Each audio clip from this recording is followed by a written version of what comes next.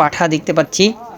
এটা সম্ভবত হরিয়ানা পাখিও দেখা যাচ্ছে। দেখুন এই তেবাড়িয়া, নাটোরের যে তেবাড়িয়া হাট, এই হাটে কিন্তু হরেক প্রাণী উঠে। দেখুন সুন্দর একটা সুন্দর কবিতর। দেখুন এই বট বৃক্ষের নিচে একটা। আসসালামু আলাইকুম।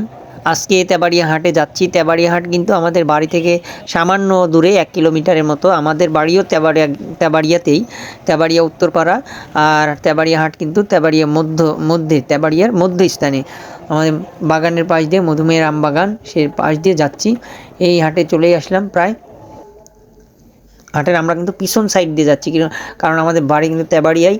এই হাটের পিছন সাইড দিয়ে আমরা গেলাম। এই যে যাওয়ার শুরুতেই একটা সুন্দর পাঠা দেখতে পাচ্ছি।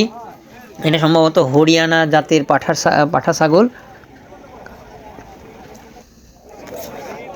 হাটের মধ্যে ঢুকতেই কিন্তু শুরুতেই একটা পাঠা দেখার পরে আমরা কিন্তু কবিতর হাটায় চলে আসলাম।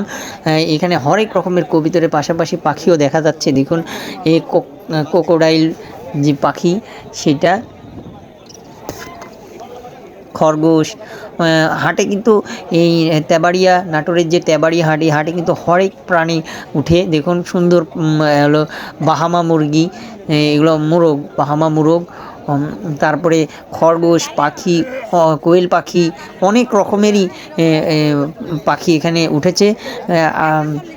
সুন্দর এগুলো দেখতেও, এক একটা এক এক রকমের। সিল্কি মুরগিও কিন্তু আছে এখানে। তারপরে বাহামা, এরপরে কবিতর দেখুন, কিং কবিতর, দেখতে সুন্দর কবিতরগুলো। হরেক রকমের কবিতরও কিন্তু এখানে বিক্রি করা হয়। এক একটার এক এক নাম, যার সব নাম আমি জানি না। দেখতে কিন্তু এক একটা অনেক সুন্দর। এই যে একটা সুন্দর কবিতর, দেখুন এই কবিতরটার নাম সম্ভবত পটার বল, ব্ল্যাক পটার বল। এই কবিতরটা কিন্তু খুবই সুন্দর। আমি যেদিকে যাচ্ছি ক্যামেরার সাথে সাথে উনিও কিন্তু সেই দিকেই আসতেছে। দেখুন সুন্দর। এক এক রকমের কবিতর কিন্তু এক এক রকম দেখতে। কোনোগুলো বড়, কোনোগুলো ছোট, কোনোগুলো মুরগির মতো দেখতে। এই দেখুন এক এক রকমের কবিতর। এখানে হরেক রকমের কবিতর কিন্তু এই হাটে পাওয়া যায়। কবিতর, হাঁস, মুরগি, গরু, ছাগল সবই পাওয়া যায়। হাট মানেই কিন্তু একটা বট বৃক্ষের নিচে একটা মেলার মতো, কিছুটা মেলার মতো। দেখুন বটগাছের নিচে সুন্দর একটা পরিবেশে কবিতরের হাট বসেছে। এর পাশেই কিন্তু পাঠা হাট ডান দিকে, আর এই বামে ছাগলের হাট। সবই আপনাদের দেখাবো। দেখুন এখানে কিন্তু হরেক রকমের বিভিন্ন প্রজাতির বহু রকমের ছাগল এখানে পাওয়া যায়। ভেড়া, তারপরে গাড়ল, বিভিন্ন ধরনেরই কিন্তু ছাগল এখানে উঠে। সেই ছাগলগুলোই দেখানোর চেষ্টা করছি। দেখুন বড় বড় পাঠা এখানে পাওয়া যায়। হরেক রকমের পাঠাগুলো এখানে দেখা যাচ্ছে, দেশি বিদেশি, যমুনাপাড়ি, তোতামুখী, অন্যান্য যে হরিয়ানা ছাগল, পাঠা, সেগুলো কিন্তু এখানে উঠে। এখানে কিন্তু এই নাটোরে মানে এই উত্তরবঙ্গের মধ্যে সবচেয়ে বড় প্রায় ছাগলের হাট বসে। এখানে অনেক দূর দূর থেকে কিন্তু মানুষ ছাগল, পাঠা, খাসি এগুলো কিনতে কিন্তু এই নাটোরের তেবাড়িয়া হাটে আসে মানুষ। এখানে ঐতিহ্যবাহী একটা হাট। এই হাটের কিন্তু অনেক সুনাম করে, কিন্তু এই নাটোরের তেবাড়িয়া হাটের সুনাম আছে। এখানে দেখুন উন্নত জাতের যে ছাগলের বাচ্চাগুলো, এখানে কিন্তু অনেক ছাগলের বাচ্চা পাওয়া যায়, সেগুলোই দেখা যাচ্ছে। এক একজনের হাতেই কিন্তু 8টা-10টা করে ছাগলের বাচ্চা।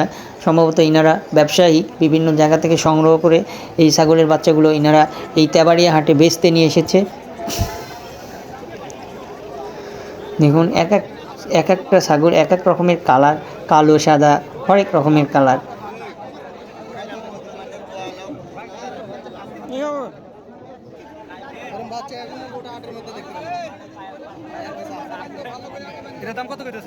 হাট মানেই হরেক পণ্য, হরেক রকমের জিনিসপাতি, অনেক মানুষের সমাগম। হাট মানেই শব্দ, হই হুল্লোড়, কিনা বেচা। দেখুন আমি ছাগলটা নাড়ে দেখছি, কানগুলো অনেক বড় বড়।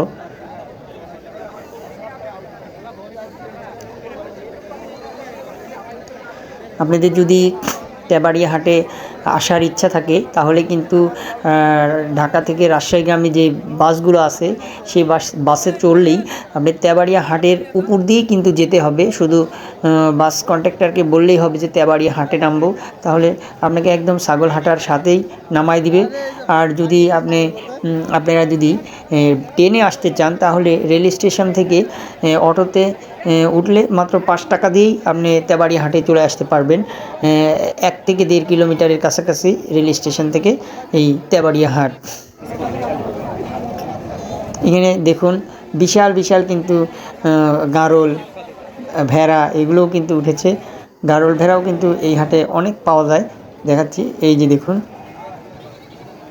একবারে গাড়লের একটা খামারের মতো। এগুলো কিন্তু ব্যবসায়িকরা বিভিন্ন জেলা থেকে সংগ্রহ করে এখানে নিয়ে এসে বিক্রি করে। ছাগল ভেড়া দেখতে দেখতে আজকে এ পর্যন্তই দর্শক। পরবর্তী ভিডিও দেখার আমন্ত্রণ জানিয়ে আজকে এখানেই শেষ করছি। আসসালামু আলাইকুম।